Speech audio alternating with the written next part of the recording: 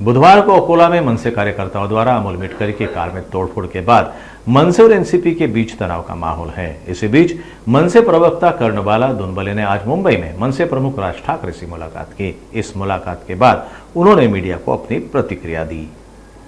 मी काय म्हणालो की त्या फालतू माणसाबद्दल बोलणे आणि चर्चा करणे एवढा वेळ नाही, त्याला काय बरळायचं बोलून दे। ज्याच्या तोंडालाच मुळव्याध झालंय, आम्ही एक कालपासून बोलतोय, त्याच्याबद्दल काय चर्चा करायची, तो फालतू माणूस आहे।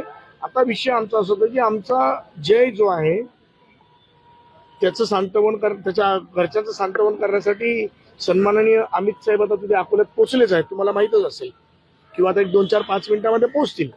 विषय असा आहे की आम्ही तिथे जाऊन ते संतावन वगैरे करणं, मी पण आता निघतोय। आज मला साहेबांनी बोलवलं म्हणून मला जाता नाही आलं, आणि मला तिथे जाऊन मला माझी स्वतःची बेल पण करून घ्यायची, म्हणजे जामीन करून घ्यायचा आहे, जेणेकरून आता FIR आहे तर आहे ना, माझ्यावरती गुन्हा दाखल झालाय। जर गुन्हा दाखल झालाय तर कायद्याच्या चौकटीपासून मला कायद्यापुढे जाऊन शरण होणंच आहे। नाही, 3 जणांना ताब्यात घेतलं, तिघांचाही बेल झाला काल। आज 3 आणि 8 11 होतील, हा, आणि आम्ही दोघे असे 13। तर आज 8 जण ऑलरेडी हजर झाले तिथे, पोलिसांसमोर शरण गेलेत, आणि त्यांचं पण आज मध्ये किंवा उद्या सकाळपर्यंत जामीन होईल। नाही, माननीय